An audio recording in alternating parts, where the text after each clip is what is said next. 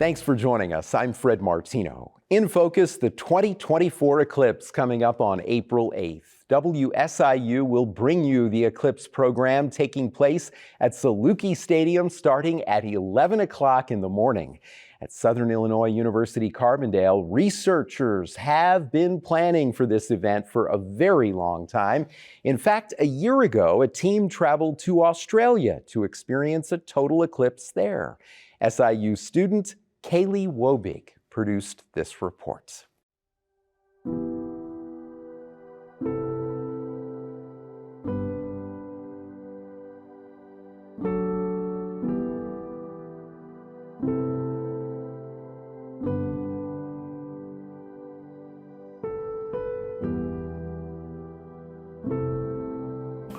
So the trip to Australia was split up into two groups. There was the Deb Initiative group made up of 4 of us that arrived a couple of days before the actual study abroad students.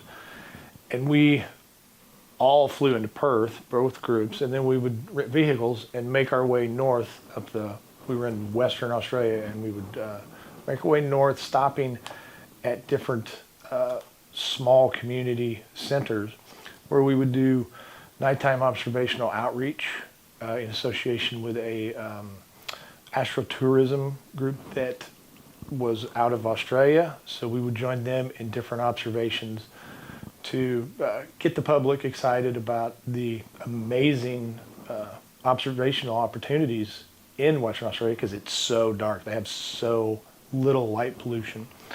You can see this a beautiful sky. So as we progressed, the Deb group, the team of 4 that I was with, we were learning our equipment because it was all new to us.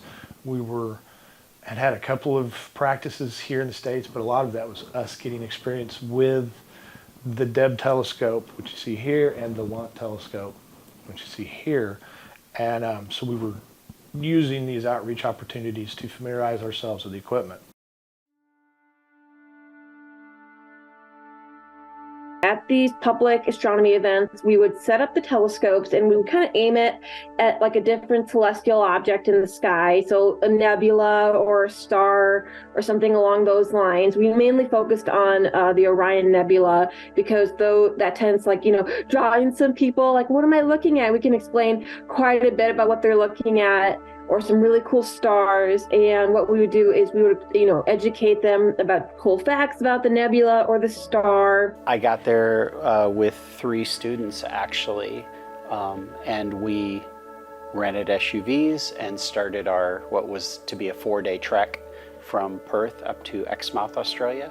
And each evening we met up with a group from Western Australia's Astrotourism and did some outreach with them along the way, which was really awesome. We got to see the dark skies, the southern hemisphere skies, which are totally different, or mostly different than ours here. Some different constellations, different galaxies you can see. So it was pretty incredible. While there are more eclipses than people sometimes think, there's an eclipse average of 18 months somewhere in the world, but so much of the world is covered in water or just really difficult places to get to, that to see a total eclipse, you have to kind of go to some pretty obscure places to be able to catch one. And with us knowing that in 2024, we're going to be using new equipment, new software set up than what we used in 2017, we have to rehearse all of this and troubleshoot our work. And so what we have to do is go find an eclipse. And it just so happens that the one that was going over land just happened to be in Australia this time. This was a practice run with that equipment. And this is actually all in preparation for the eclipse that's happening in next year at Carbondale. So that, because the eclipse in Australia it was supposed to last a minute. I say it was more like 40 seconds. It was not enough time whatsoever. But the eclipse in Carbondale next year is going to be about 4 minutes long, I believe. And I'm telling you, that is an insanely long eclipse. I think the longest eclipse ever was about 7 minutes. So the fact that we are getting a 4-minute eclipse is absolutely insane.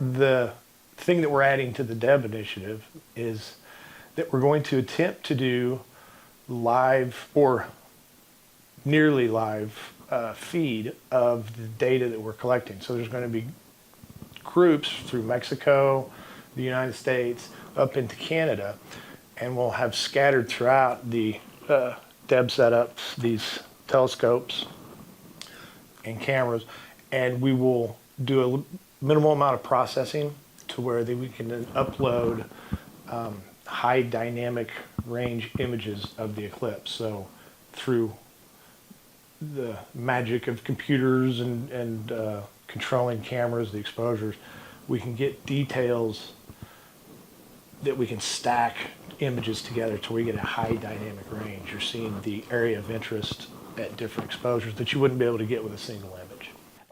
The other piece of it, though, the Dynamic Eclipse Broadcast Initiative, that's our little bitty telescopes here. These we took 2 of these, and these are solar scopes. We image, again, the solar disk or the sun, the regular round part of it, the part that you can see at any time, and the corona, which is the part that you can only see during a total solar eclipse. So practicing with both sets of scopes was really important. Also getting some data on the corona. We hope to get data, and we hope to figure out if our exposure levels were correct. And we needed to verify that our exposures were correct because we haven't used this equipment before for that sort of thing. You can't just walk out and image the corona on any given day. You got to wait for a total solar eclipse to do that.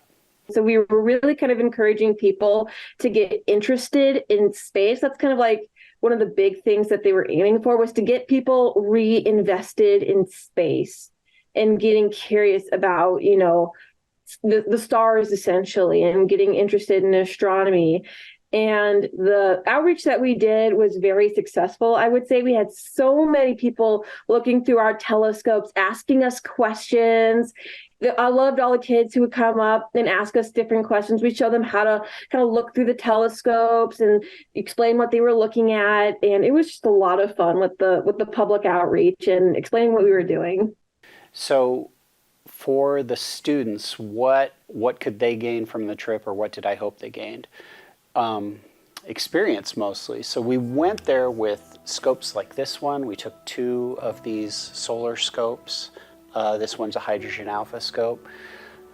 You need to get a little bit of experience running them and taking images with them. So that was one thing that I hope to gain. These scopes, this scope in particular, is going to be used for telescope feeds for Eclipse 2023 and 2024. They'll show the partial eclipse and then totality. With both the 2017 Citizen Kate experiments and the DEB initiative, public outreach, STEM or STEAM outreach is a big part of it. We're trying to get people excited about science, in this case specifically astronomy, heliophysics. So we do that. We use this event to build excitement within the communities about science. So people might be inspired to actually pursue that, maybe pay a little bit more attention in math class or science class, and think about that as a career path. And so we do as much public outreach as we can normally when you're in a STEM field, but with something that's gathering as much attention as an eclipse, it's an excellent opportunity to get people excited. So we're always trying to do outreach tying into some part of people's lives that they can relate to. And so really this trip was important because it was a practice run for next year, and see what can we improve, what went well, what didn't go well, and we're going to have a longer eclipse to kind of help us, if something does goes wrong, we have some time to kind of fix that for next year. And so this was really a practice run for what's going to come next year. There's a lot of things that I learned. First of all, practice makes perfect. If you have something incredibly important, make sure that you have everything fine-tuned in advance, make sure you practice everything, because practice, made us so efficient at getting everything set up, ready to go. And another thing too is that if failure happens, then don't take it to heart, because, there are times where things didn't go the way we wanted to. Alignments are off because we're in a whole different hemisphere. We're used to the northern hemisphere, and the computer's used to aligning the telescope this way. Now we're in a completely different hemisphere, new stars. So get used to having failure happen, but failure is how you improve. If you just allow failure to bug you for the rest of your life, you're not going to get anywhere from that. And so, because we had several hiccups on the trip leading up to the eclipse itself. And so I was so glad that we experienced those hiccups before the eclipse, so that way we can kind of get them out of the way and keep going. So that way, come day of the eclipse, it was a very smooth run on our end. And it was so much fun. Also, the fact that treat every chance very carefully, because once again, eclipses are rare. You have to be ready. Don't take the things that are given to you for granted, these chances that you have for granted, because it's one and done, so very important on specific events. And coming out of the trip, how I felt I was just blown away. I got to see once going back to the animal part of me, animals I've never seen before, foods that I've never, tasted before, drinks I've never drank before. There's this gas station coffee. It's so weird, but it's this gas station coffee that tasted so good, and you can only get in Australia. And so it kept me alive a couple of times, and just to appreciate the little things, because out there in the outback, there ain't no internet. There's nothing, so you just have to appreciate the sights, the smells, the sounds, because one moment you're landing in Australia, the next you're waving goodbye on the plane.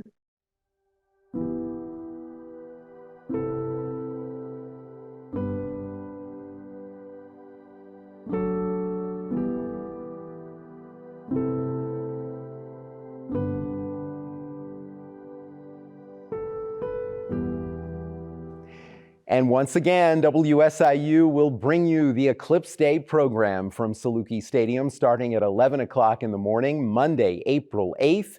And joining me for the rest of this half hour, Bob Baer. He is director of the Public Astronomy Observation Program at SIU Carbondale. Bob, thank you so much for being with us today. Thanks for having me, Fred. It is good to have you here. What an amazing experience this will be. And you already had an amazing experience, as we saw there in Australia. People may be wondering, what did you learn in Australia that helps to prepare you for the 2024 eclipse, April 8th?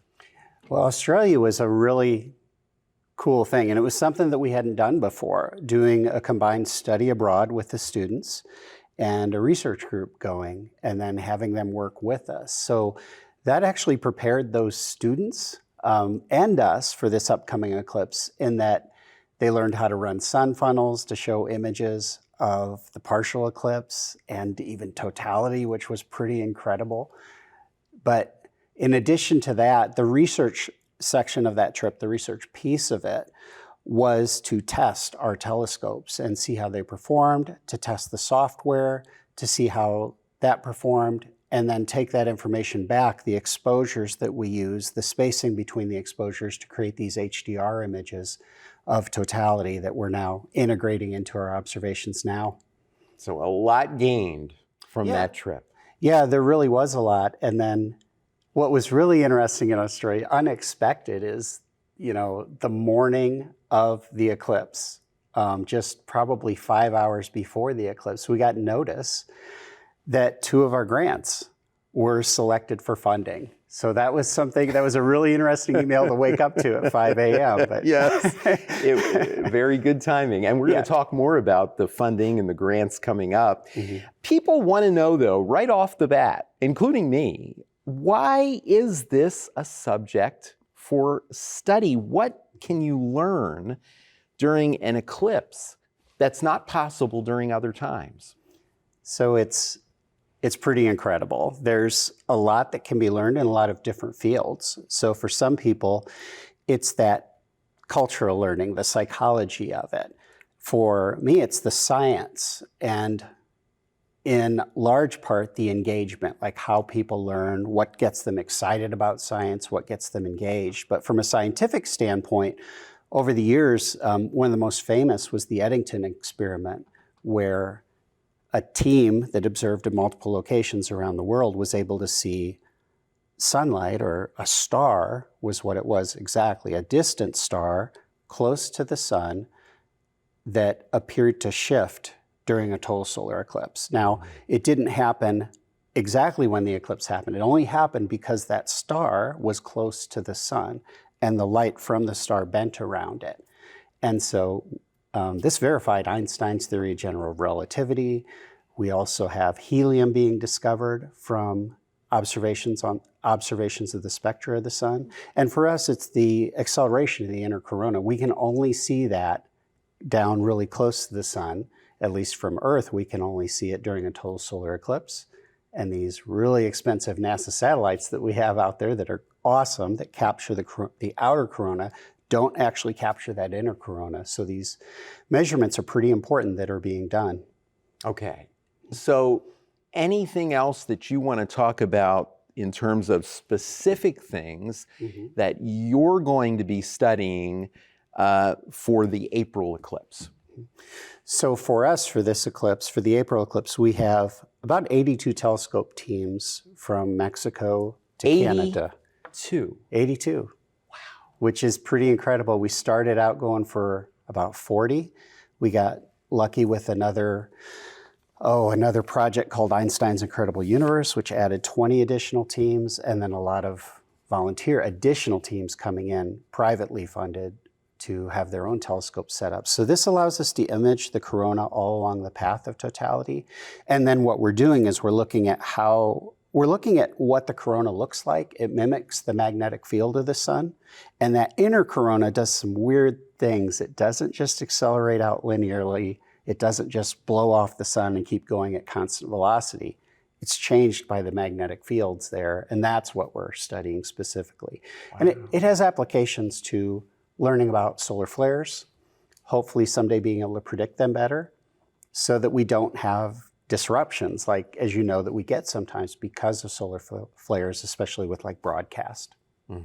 Very interesting. So yes, you'll be studying, observing during the eclipse, but the data that you gather will allow for study for some time. It will, and because we have that large group of 82 volunteers, and there's over 300 people involved in this, most of them students, and they're spread out all across North America, not just in the eclipse path, but it forms like a baseline of the study. So there's other teams that might observe from 1 or 2 locations. Ours is, I say nationwide, but it's Mexico and Canada as well. Yeah, so the traveling didn't end when a team went to Australia. There's more traveling going for this eclipse as well. There is for a lot of other teams. We have a team from SIU, a student team, that's going to Vincennes University.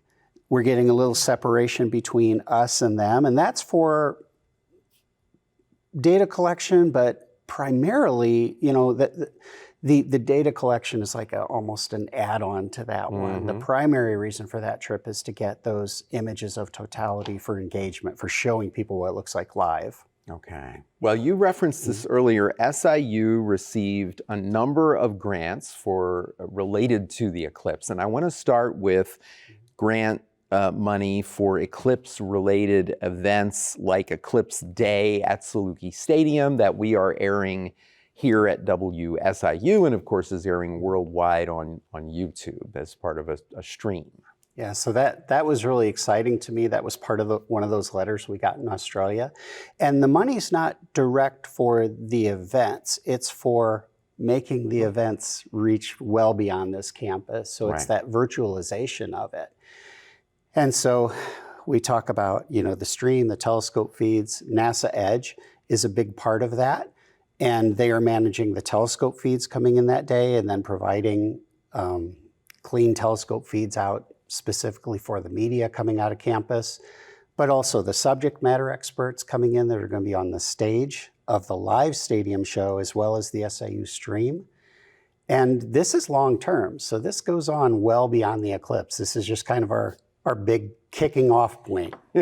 Yeah, and a lot of people coming here to see the eclipse here, because we're one of the best places in North America to see the eclipse, weather permitting, right? I mean, Right. but let's touch on that a little bit because of knowing how does weather affect what we will or won't see. Well, it all has to do with clouds. Yeah.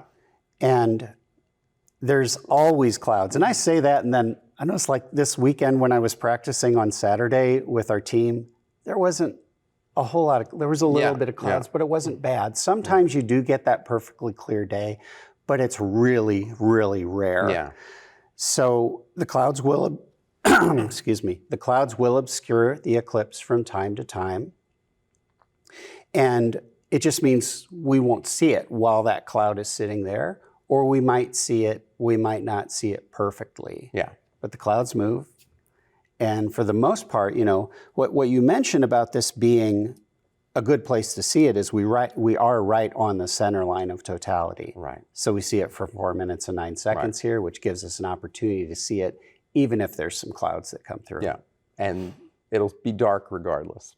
Absolutely. For about, 4.5 minutes, right? Yes, it gets dark. It's still exciting. You have that whole lead up an hour and a half before the eclipse when the partial eclipse phase goes through. So it gets darker and darker and then totally dark. Yeah. And then it gets brighter. Yes, it goes in reverse then. And for us, because we have those telescope feeds all across the country, that's a big part of the stadium. People say, why the stadium? Well, we have this huge video screen in there, and we can pipe images of the eclipse happening in other locations. And it happens at different times from us. So it's kind of like following the ball drop on New Year's Eve, but this is the shadow moving across North America. Yes. So in the stadium, you'll be able to look at the screen to see the eclipse as it's happening all over. And you can look at the screen to see the eclipse, but if you are looking at the eclipse in person, whether you're at the stadium or whether you're anywhere else, we can't do any broadcast without saying you can only do it with special glasses, right? Yeah, the partial eclipse phase. Yes. And so you can't look directly at the sun. And people always ask me, well, don't I need to have the glasses on all day? And it's when you're looking at the sun. Right. Yes, because you can't look directly at the sun. Right. Now, totality is different. And it's not sunglasses. These are special glasses because they're different. They are. Yeah. They are very dark. They're like welder's glass. And the old welder's glass number 14 is the shade that's similar to what we have in these eclipse glasses. So you can't see anything through them other than the sun or a very, very bright light. And typically a bright light just shows up as something faint. So you have to have those on when you're looking at the sun during the partial phase, but for totality, you take those off, provided you're in the path of totality and you look directly at totality. Yeah, very interesting and very important. I've even had people ask me, well, what if I'm, using a camera or something else? Then can I just have my sunglasses? No, you can't. I mean, still the same thing, right? Yeah. Well, yeah, you still can't look directly at it. Yeah. The camera's interesting because the old DSLRs with the mirror in them, you absolutely do not want to look through those. Yeah. Like your cell phone, you can look at the screen of it, but you don't want to leave it on the sun too long or you're going to hurt it. You're going to hurt yourself. Final question, just a few minutes left, but this is so exciting. I understand that SIU also has a grant for continuing education projects. So in our last minutes, if you can talk about that. Yeah, so that's Solar STEAM, and it is for big astronomy events and engagement beyond the eclipse. And so as we go forward and have lunar eclipses, have star parties, we're going to continue this. So those virtual events coupled with the excitement of the in-person events here. Yeah, so a lot of learning, and learning not just for students at the university, but learning for students of all ages, right? Yeah. Everybody, I say everybody likes or loves astronomy. it's really universal. So we're all looking at the same sky. We're all looking at the same moon, the same sun. It's uniting to people in some respect, and it's pretty exciting. Yeah, well, you know, I've been here a little more than 2 years and added an astronomy segment that airs in between programs on WSIU, Yes. and great reaction to that, and we continue to get great reaction about this project. Bob, thank you so much for being with us today. Thank you, Fred. Good to have you here. Bob Baer is director of the Public Astronomy Observation Program at SIU Carbondale. Join WSIU Monday, April 8th, starting at 11 o'clock in the morning. Live coverage of Eclipse Day events from SIUC Stadium. And for all of us at WSIU, I'm Fred Martino. Have a great week.